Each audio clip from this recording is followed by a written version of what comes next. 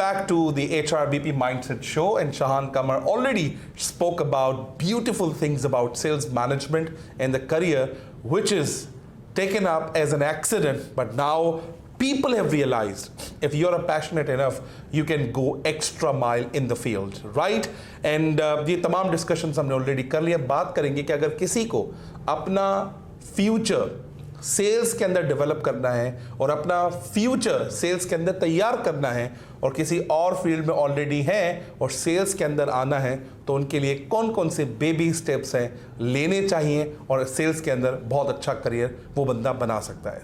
इसके बारे में क्या कहेंगे सर आप? देखिए, मैं आपको बताऊं, sales is a numbers game, right.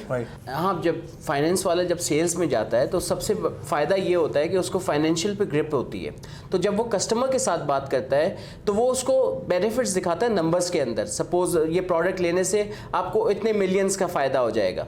तो जब कॉस्ट ओवर बेनिफिट्स आप देखते हैं, वैल्यू देखते हैं उसकी, तो आपको वो बहुत छोटी नज़र आ रही होती है. तो ये फाइनेंस वाले बंदे का तो बहुत एडवांटेज है. इसी तरह सपोज अगर आप आईटी के बंदे की बात करें तो है डिजिटल प्लेटफॉर्म का ज़माना, सॉफ्टवेयर्स का ज़माना. तो इस तरीके से आप अच्छे रीच कर सकते हैं और आपको सपोज लीड जनरेशन में आसानी हो जाती है. मुख्तलिफ सॉफ्टवेयर्स आ गए हैं मार्केट करने के लिए, सेल्स को जनरेट करने के लिए.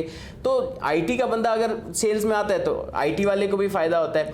सपोज सप्लाई चेन वाला बंदा आता है, सप्लाई चेन वाला बंदा जब सेल्स में आता है तो उसको एग्जैक्ट पता होता है कि वो किस तरीके से हमारा जो ड्यूरेशन होता है सेल्स के बाद सर्विस देने का या डिलीवर करने का प्रोडक्ट, वो फास्ट हो जाता है. तो इसका मतलब वो तमाम लॉजिस्टिक्स जी, वो तमाम जो पेन पॉइंट्स हैं, वो तमाम चीज़ें हैं जो सेल्स वाले को पता जाती हैं. और सप्लाई चेन में अगर आप स्ट्रांग हैं, सेल्स में आप जाएंगे तो आप मल्टीप्लाई या इफेक्ट आप पे लग जाएगा और आप ज़्यादा स्ट्रांगली ग्रो कर सकते हैं. आइए सर बात करते हैं कि कहते हैं कि एचआर वाले सेल्स तो नहीं करते, एचआरबीपी भी सेल्स नहीं करता. सो मुझे बताइए कि एचआरबीपी और सेल्स वाले डिपार्टमेंट का आपस में क्या ताल्लुक है, आप क्या समझते हैं इसके बारे में? बिल्कुल सही कह रहे हैं. देखें, आप किसी भी फील्ड से ताल्लुक़ रखें, ज़िंदगी में कोई भी काम करें, आपको सेल्स की ज़रूरत पड़ती है. आप अपना आइडिया सेल कर रहे होते हैं. इसी तरह अगर आपको कोई बंदा चाहिए एचआर के हवाले से, तो अगर आपको सेल्स करना आती है, आप उस बंदे को बता सकते हैं कि भाई आपको ये बेनिफिट होगा हमें ज्वाइन करने के बाद. तो आपको सेल करना होगा.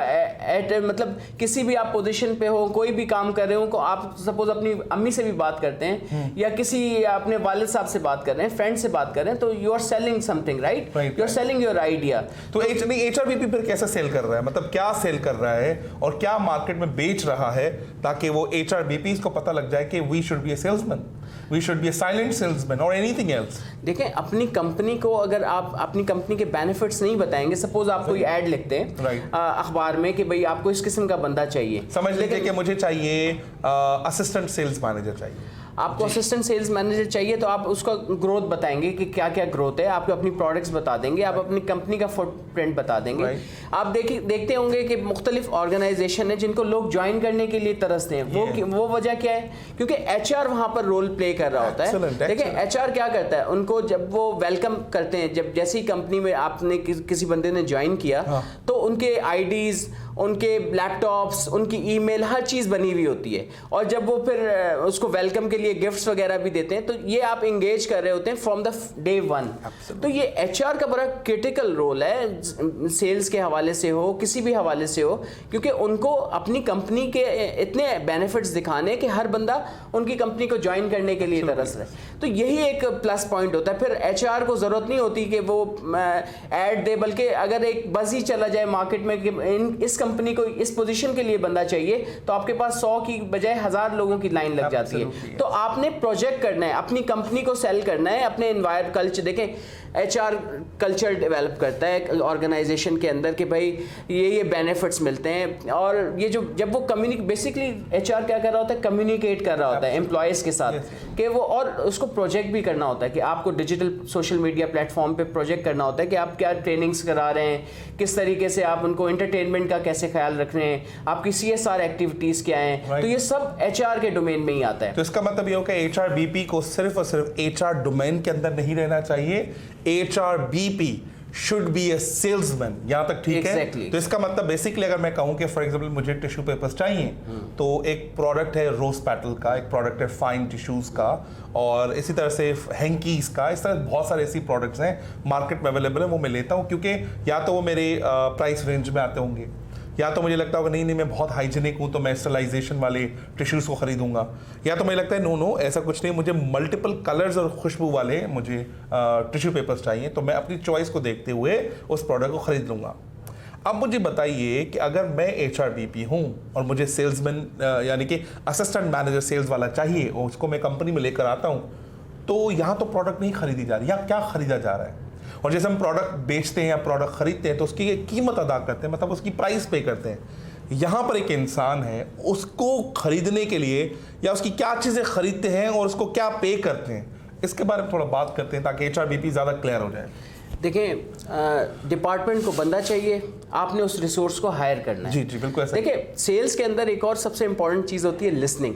Yes. जब तक आप अपने पेशेंट को या अपने कस्टमर को या ऐसे बंदे को सुनेंगे नहीं कि उसको चाहिए क्या, तब तक आप सर्विसेज नहीं दे सकते। Absolutely, yes. जब आपने अपने सेल्स डिपार्टमेंट जो सेल्स लीडर है, जो सेल्स लीड है, उसके साथ आपने मीटिंग की बिफोर हायरिंग अ पर्सन, आपने पूछा कि क्या क्या आप क्वालिटीज़ देख रहे हैं, किस किस्म का बंदा चाहिए, वो क्या क्या काम करेगा।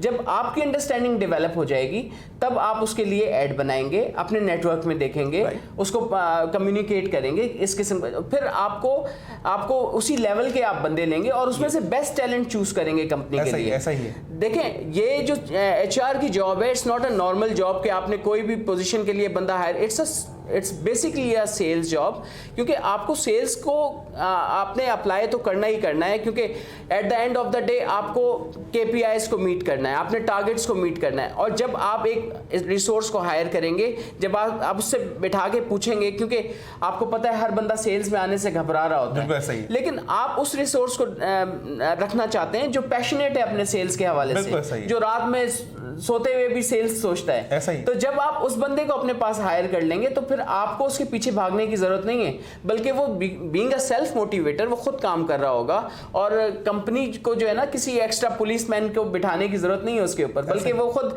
अपने लिए और अपनी कंपनी के लिए काम, मैंने क्या कहा, अपने लिए, पहले वो अपने लिए काम करता है, being a sales person, work for yourself and then for company और एंड योर कस्टमर्स। तो ये तीनों लोगों को फायदा होता है। एब्सोल्युटली। अच्छा, जैसे कि जब मैं टिश्यूज खरीद रहा था तो मैं था परचेजर या बायर जिसको कह सकते हैं, और जो दुकानदार था वो सेलर था। HRBP जब किसी बंदे को हायर करता है उस वक्त बायर कौन है? क्या HRBP बायर है या डिपार्टमेंट बायर है?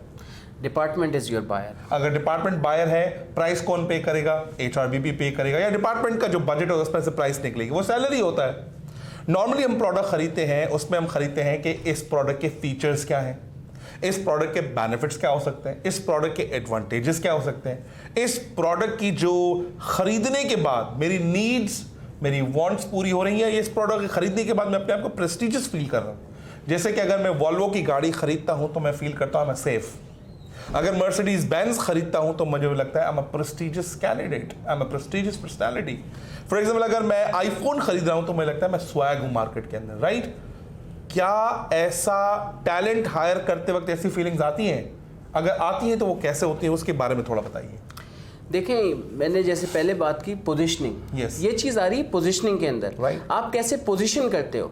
अगर आपने अपनी कंपनी को अच्छे से पोजीशन किया हुआ है मार्केट के अंदर, बीइंग अ HR गाय, तो ही जब सेल्स पर्सन कंपनी में हायर होगा तो वो अपने आप को फील करेगा कि नहीं, मैंने एक अच्छी कंपनी, रेप्यूटेबल कंपनी को ज्वाइन किया है। तो वो फिर आप देखते होंगे लिंक्डइन पे पोस्ट भी आएगी कि अल्हम्दुलिल्लाह I have joined this organisation, right?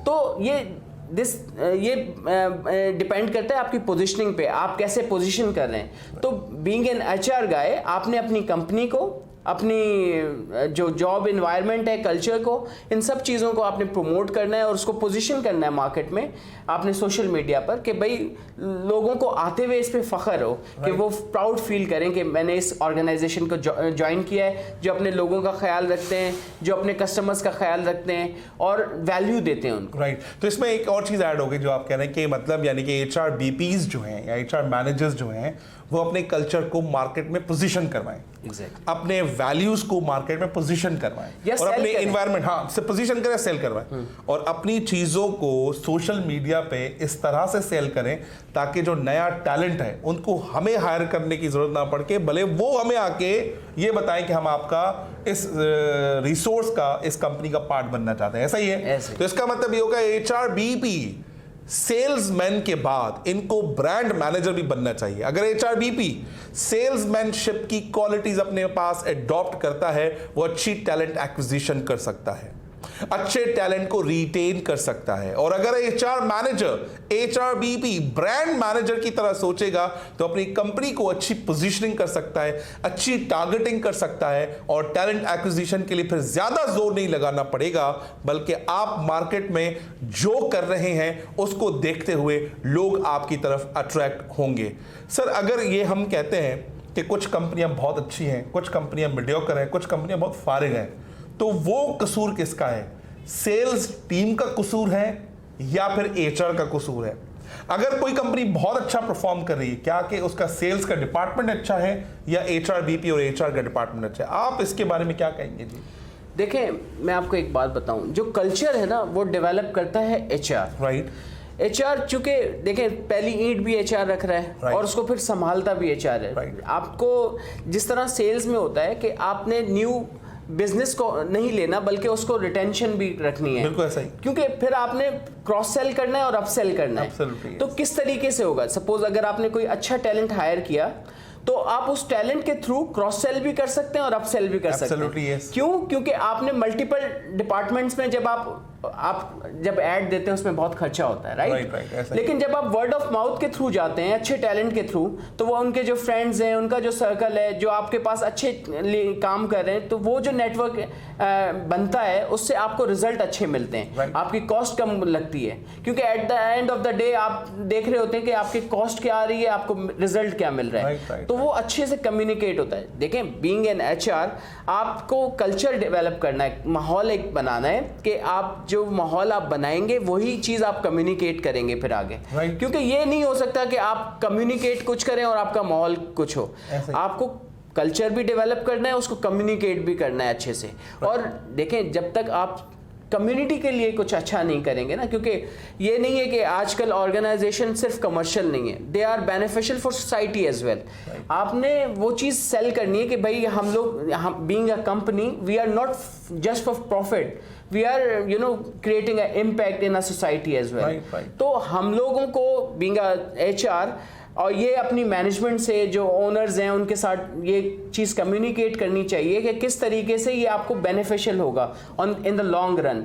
ये जैसे आप कह रहे हैं ना, HR का ही मेन रोल है, क्योंकि आप डिपार्टमेंट आपको बताता है कि मुझे इस बंदे की ज़रूरत है, आप एनालाइज करते हैं क्या बंदे की ज़रूरत है, या जो हमारे एग्जिस्टिंग रिसोर्स हैं उससे आप काम पूरा ले सकते हैं, वही अंडर यूटिलाइज्ड हैं। क्योंकि आप उनको सैलरी पे कर रहे हैं, आप उनको बेनिफिट्स पे कर रहे हैं, अगर आप थोड़ी सी उनको इंक्रीज कर देते हैं, जंप दे देते हैं, तो आप हो सकता है आपको अलग से कोई रिसोर्स रखने की ज़रूरत ही ना पड़े। क्योंकि ये सेल करना है किसको? आपके कंपनी के मैनेजमेंट को और ओनर को। जब उनको ये पता चलेगा कि एक नई रिसोर्स के लिए हमारे HR के पास बंदा गया, लेकिन इन्होंने चूंकि एनालाइज किया पूरी सिचुएशन और फिर एक नया, और देखें आपके एग्जिस्टिंग एम्प्लॉयज को आपने एक वैल्यू किया, उसको आपने बेनिफिट दिया, उससे आपके कंपनी के पैसे भी बचे और दूसरा आपका बिजनेस भी इंक्रीज हो गया।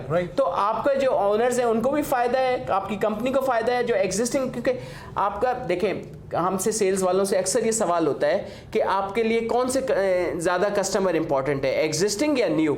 तो हमेशा ये बात याद रखिएगा, सेल्स वालों के लिए भी ये मेरी नसीहत और एडवाइस है कि जो your existing customer is more important, because क्योंकि वो आपके साथ ऑलरेडी एक रिलेशनशिप में है।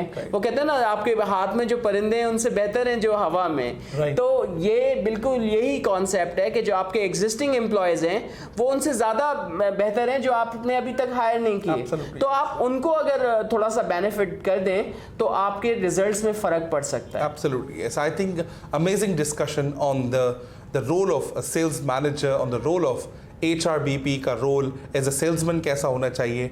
मिलते हैं छोटे से ब्रेक के बाद और मज़ीद बात करेंगे सेल्स का करियर कैसे बेहतर हो सकता है। अगर कोई प्रोफेशनल डिग्री नहीं है तो हमें सेल्स के टेक्निक्स को, सेल्स की चीज़ों को कैसे पढ़ना चाहिए, लिखना चाहिए, समझना चाहिए कि जो मैंने पास्ट में गलतियां की हैं आज मैं उसको सुधार के अपने आप को एजुकेटेड करके आगे बिल्ड कर सकता हूं और लोगों को हेल्प आउट होगा। मिलते हैं सर छोटे से ब्रेक के बाद, बात करते हैं how can be a sales professional अगर हमारे पास कोई डिग्री नहीं है तो। थैंक यू वेरी मच, मिलते हैं छोटे से ब्रेक के बाद।